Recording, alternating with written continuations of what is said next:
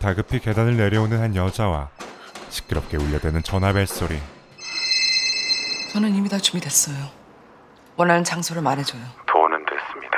그럼 원하는 게... 내가 왜 변호사 딸을 유괴했을까요? 그것도 승률이 99%가 넘는 변호사 딸을. 그녀의 딸을 유괴한 전화 속 목소리는 몸값 대신 원하는 것이 있는 듯합니다.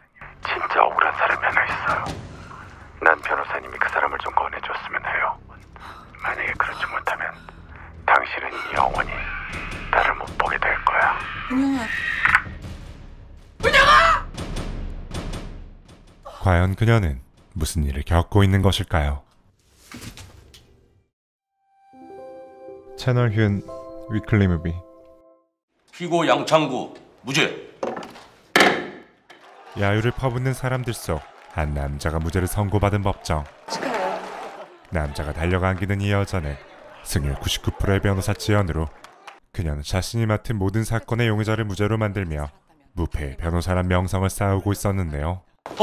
이 변호사 정말 고마워. 이 양창구가 말이야, 한 번 진 빚은 절대 잊지 않거든. 어려운 일 있으면 찾아와.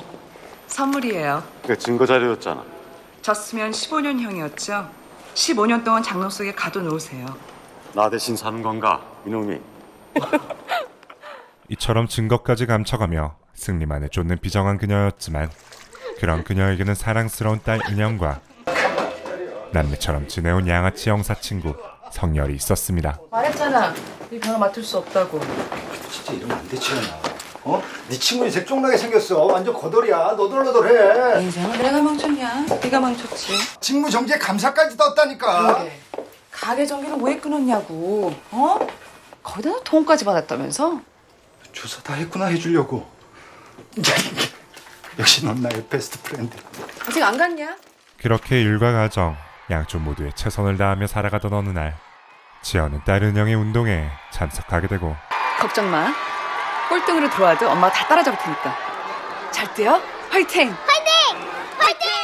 1등을 하겠다는 딸과의 약속을 위해 최선을 다하는 지연. 그런데 은영아! 은영아! 함께 기쁨을 나눠야 할 딸의 모습이 어디에도 보이지 않습니다. 그렇게 순식간에 그녀에게서 은영을 앗아간 납치범. 경찰에 신고하지 말라고 했지 않습니까? 딸이 죽길 바랍니까? 경찰들을 따돌려요. 지금 당장. 은영이가 할머니 집에 있대요. 아침에 누군가 데리고 온 모양이에요. 확인해보고 연락할 테니까 일단 모두 돌아가 주세요.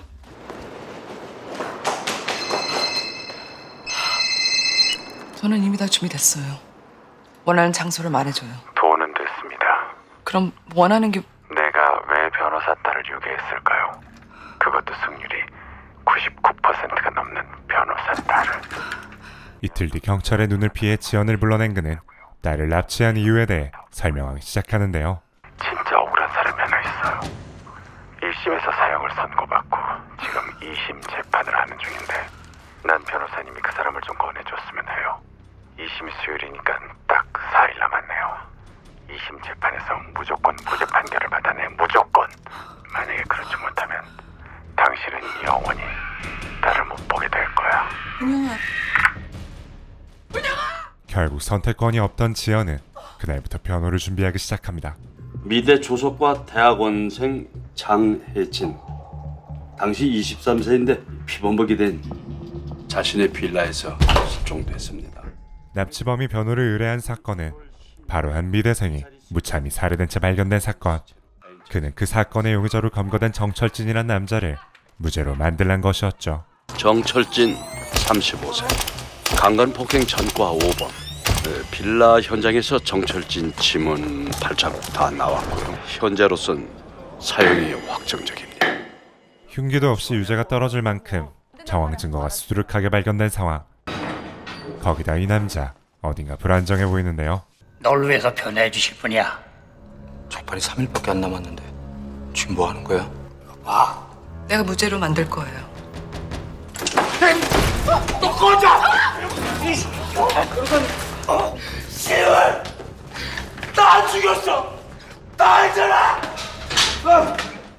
하지만 정철진의 상태가 어떻든 지연은 그를 무죄로 만들어야 했고 아니 죽은 장혜진 부모는 만나서 뭐하게? 야, 혹시 그 정철진 그 사건 그거 맡은 거 아니지? 내일은 내가 알아서 해. 안 돼, 지연아, 절대 안 돼. 그런 새끼 변화할 시간 있으면 집에 가서 은영이나 신경 써. 그녀는 딸을 구하기 위해 뭐든지 할 준비가 되어 있습니다. 좋아요. 호르몬이 약값이 필요했어요. 나쁜 짓인 줄 알지만 그래서 장혜진 빌라로 들어갔던 거예요. 장혜진이 이미 죽어 있었고 당신은 놀라서 뛰쳐나왔어요. 물론 지문과 발자국은 그때 묻은 거고요. 그렇게 지연이 짠 시나리오에 섬뜩한 미소를 지어 보이는 정철진. 그녀는 애써 그것을 외면한 후 성열과 함께 부검이를 만나러 왔는데요. 살해도구가 뭐래? 칼자국 보니까 허블라더구나. 해라. 법같이 생긴 조각도야. 지연은 그로부터 범인이 장혜진을 살해한 흉기의 정체와 그녀의 시신에서 약물이 검출됐다는 사실을 듣게 되죠. 장혜진의 입안에서 약물이 검출됐어. 천사의 먼지라고 불리는 환각제야. 헤라는 아직도 안 나왔나? 살해도구가 나와야 확실한 증거가 되지. 그리고 또다시 시끄럽게 울려대는 전화기. 그 뭐야, 그 무전기야 뭐야? 은영이 잘 있는 거죠. 딸을 빼앗긴 엄마의 마음을 계속해서 타들어만 갑니다. 알러지가 있어요. 빨리 병원으로 옮겨야 돼요. 유기한 애를 데리고 어떻게 병원을 가나.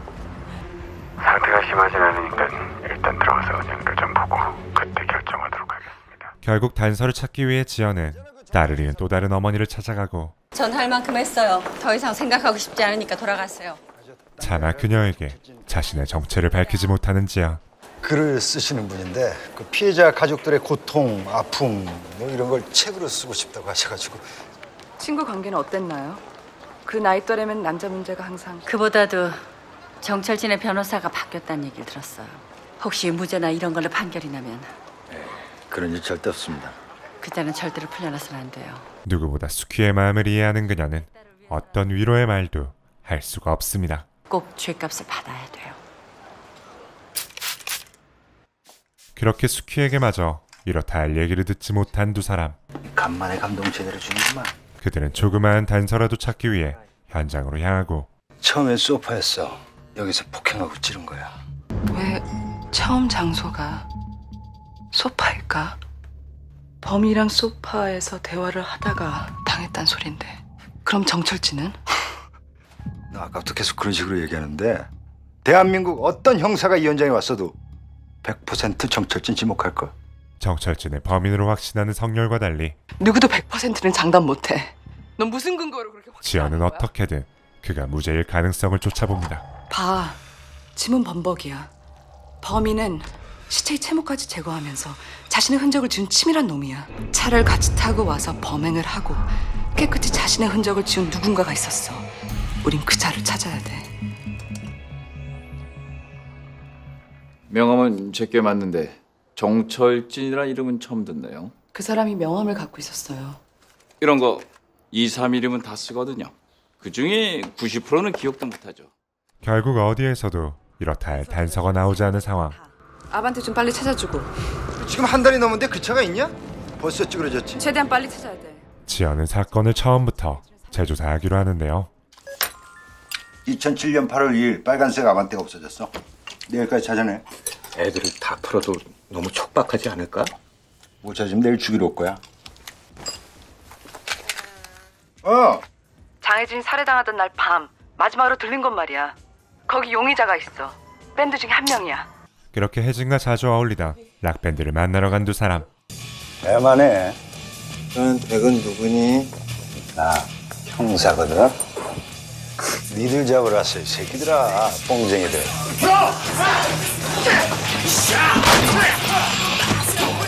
성렬과 약쟁이들의 싸움이 벌어진 사이 한 남자가 도주를 시작하고 일단 넌 대마관리법 위반 전횡범으로 체포된 거야. 넌 변호사 선임인 거야. 아무 소용없고 묵비권 행사하면 지금 이 자리에서 맞아 뒤질 줄 알아. 알았어 이 새끼야? 그날 밤 무슨 일이 있었어? 졌다 씨발. 니들 모두가 공범일 수도 있어. 뭘 까고? 이 새끼 뭘 까고? 뭘 까고 이 새끼야. 널 까야 되겠다 이 새끼야. 빨리 불어 이 새끼야. 성렬의 인정사정 없는 구타에 그는 또 다른 용의자의 존재를 알립니다. 미군 유학 갔다 온 새끼인데 코에 피어싱을 하고 다녔거든. 혜진이 컴퓨터나 한번 뒤져봐. 둘이 디카로 사진 찍고 아주 난리를 쳤으니까. 그날 밤은 어떻게 된 거야? 졸라게 열받아서 찾아갔지. 그리고 사건 당일 장혜진의 차가 사고 난 것을 목격했다 말하는 남자. 혜진이 차가 사고가 났어. 근데 다시 집으로 돌아가더라고. 10분쯤 기다렸나? 혜진이 차가 또 나오는 거야. 그래서 난 그냥 집으로 왔어. 따라갔다가는 정말 누구 하나 죽이겠더라고. 그때 또다시 범인에게서 전화가 걸려오고 시종일관 이상한 그녀의 뒤를 쫓은 성열 역시 은영의 유괴 사실을 알게 되죠. 트렁크 타는 것도 지겹다 이제. 뭐야 너? 은영이 어딨어? 할머니 집에. 통화하는 거 다 들었어. 은영이 어딨어? 유괴당했어. 은영이 유괴한 놈 요구 조건이 정철진 그 자식 무죄 석방시키는 거야? 이제 알았으니까 넌 네 일해. 난 내 일 할 테니까. 은영이 나한테도 소중해. 왜 빨리 가. 그리고 성열과 헤어져 다시 혜진의 집으로 향한 지연. 오늘은 또 무슨 일로 왔죠? 혜진이 컴퓨터를 좀 보고 싶어서요. 그곳에 있던 수키와 이야기를 나누며 피어싱한 남자의 사진을 확인하던 그때 2심 재판 때 정철진 그자가 무기로 감형을 받을 수도 있대요. 만약에 그자가 사형을 안 받고 그대로 풀려나가면 어쩌죠? 내 딸, 우리 애를 끔찍하게 죽인 그자와 같은 하늘 아래에서 살아가게 되면 어쩌죠? 시끄럽게 울리는 벨소리와 함께 수키의 목소리가 들려옵니다. 당신이 작가가 아니고 변호사란 얘기 들었어요. 정철진, 그자에게 유리한 증거라도 찾았나요? 잠시 수키에 대한 죄책감에 사진 전송을 망설이던 지연. 하지만 지연에겐 딸 은영의 존재가 누구보다 소중했고 강지원 23살. 지금 재활 치료받고 있어. 강지원의 소재를 파악한 그녀는 곧장 그에게로 향합니다. 강지원의 입원 날짜가 7월 26일이 확실한가요? 네, 확실합니다. 7월 26일 16시 입원했네요.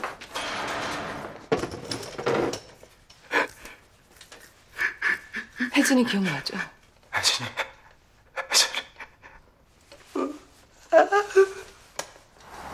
아이 그 새끼 그거 완전 사이코도구만 그거. 결국 정철진을 대신할 용의자를 찾지 못한 채 열리게 된 2심 재판. 우리 아버지도 열쇠 수리만 한 30년 하셨는데 그건 우리 아버지도 못 열어요. 웬만한 프로도 열기 힘들다면 좀도둑은 당연히 열기가 힘들겠군요. 지연은 결정적인 증거가 없다는 것에 포커스를 맞춰 변호를 시작하고 사체에 혹시 특이한 점이 있었습니까? 소량의 약물이 검출됐습니다. 환각제입니다. 전문가도 따기 힘든 출입문과 사체에서 검출된 환각제. 따님의 남자관계가 물러나다고 생각하십니까? 혜진의 문란한 남자관계를 근거로 정철진의 무죄를 주장하는데요. 그날 빌라 안으로 들어와서 장혜진을 죽인 범인은 어머니 약값 때문에 들어갔던 좀도둑이보다는 장혜진 스스로가 불러들인 많은 남자들 가운데 한 명일 확률이 높습니다. 이상입니다. 잠시 휴정하겠습니다. 그녀 엄마 되게 침착하대. 혹시 친딸이 아닌가? 아, 그렇구나. 그래, 맞아. 돈 가지고 치라. 내가 딸을 가진 어머니의 마음을 어떻게 알아?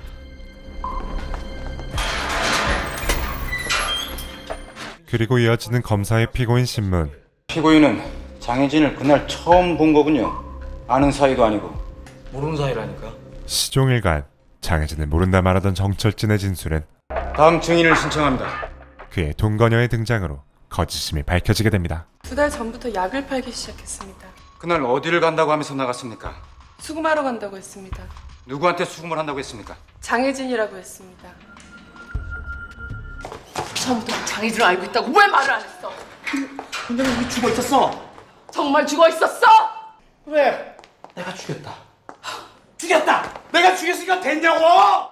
이제껏 준비한 모든 논거가 증인 한 명에 무너진 상황. 천사의 먼지라고 불리는 환각제야. 부족한 시간과 증거에 지연의 속이 타들어가던 그때 지연은 사건 일주일 전 병원에 입원했다던 강지원이 혜진의 장례식에 참석한 사실을 알게 되고 장례식 테이프요? 거기에 또 우리의 난잡한 생활이 찍혔나 보죠? 우리는 죽어서도 당신 때문에 손가락질을 받게 됐어. 죽은 애를 가슴에 묻고 사는 엄마의 심정이 어떤 건지 그 밑바닥이 뭔지 당신이 알아? 가까스로 수키를 설득한 그녀는 장례식 비디오 속 그의 모습을 확인하게 되죠. 강지원은 그날 병원에 없었어. 8월 19일 장혜진 장례식까지 서울에 있었다고. 저희 기록에 의하면 분명 그날 병원에 있었는데요. 일단 강지원을 만나고 싶습니다. 강지원 군 퇴원했습니다. 누군가 강지원의 입원 기록을 조작하고 그를 빼돌린 상황. 우리가 한 다음에 빼돌린 거야. 다행히 성렬이 조사하던 장혜진의 차가 때마침 발견되고 뭐 찾았어? 급히 폐차장으로 향한 지연은 강지원의 것으로 추정되는 피 묻은 피어싱 하나를 발견합니다. 이 피어싱 같은데? 피어싱에 묻은 피를 그의 DNA와 대조할 수만 있다면 재판을 완전히 뒤집을 수도 있는 상황. 그런데 지연의 집에 누군가 그녀를 기다리고 있는데요. 이 변호사. 그는 누군가의 의뢰를 받아 지연의 집으로 온 것이었고 강상만이 심부름을 시켰나요?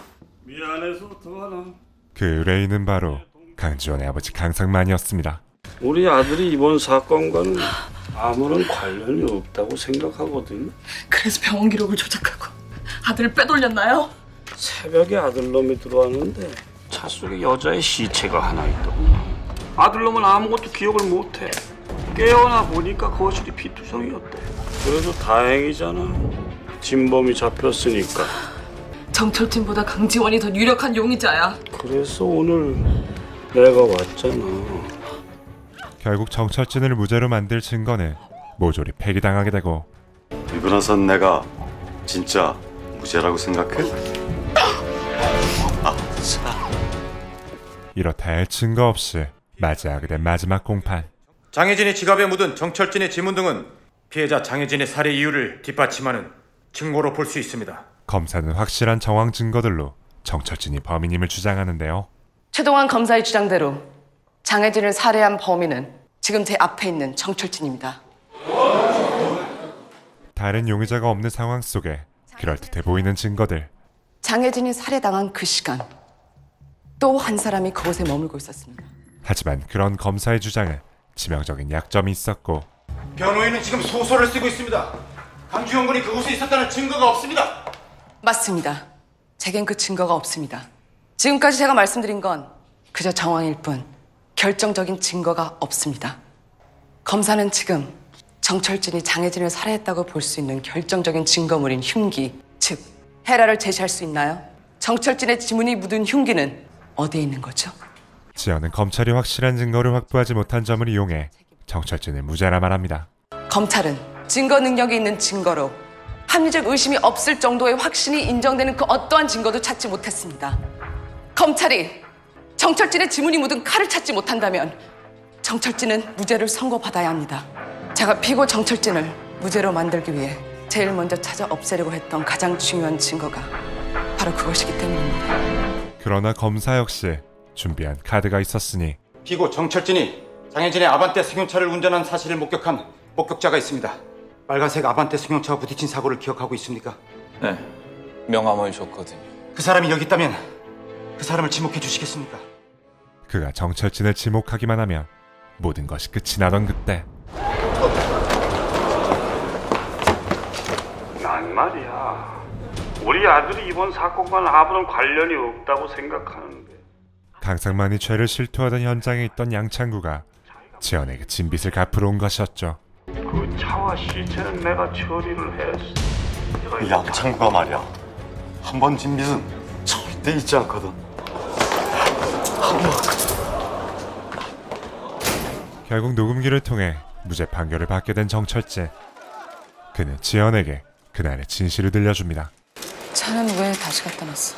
재규랑 사고가 났고 음주 단속이 있었거든. 강지원이도 집 안에 있었단 말이야. 헤라는 어딨어? 나도 몰라. 신나게 쑤시는데 없어져 버렸거든.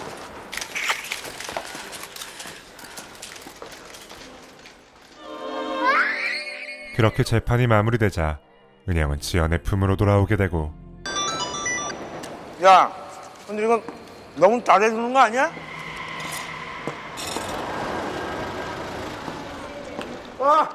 구치소를 나와 누군가를 기다리던 정철진은 기다리던 인물의 차에 치여 어딘가로 납치됩니다.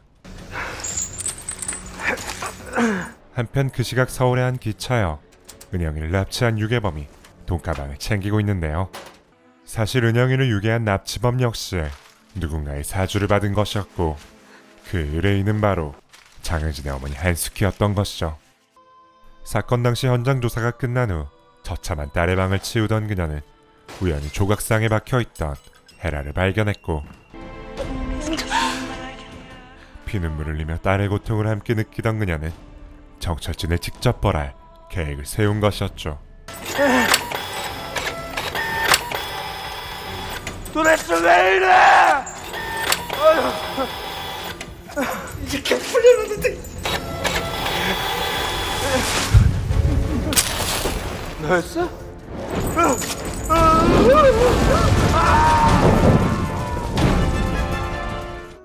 그동안 정말 죄송했어요. 아니에요.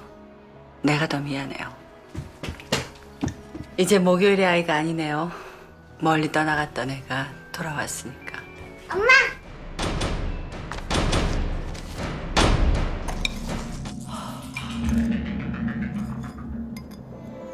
혹시 제 변호를 맡아줄 수 있나요?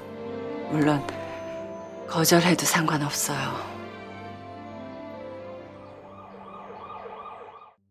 오늘 소개해드린 영화는 2007년 개봉작 세븐데이즈입니다.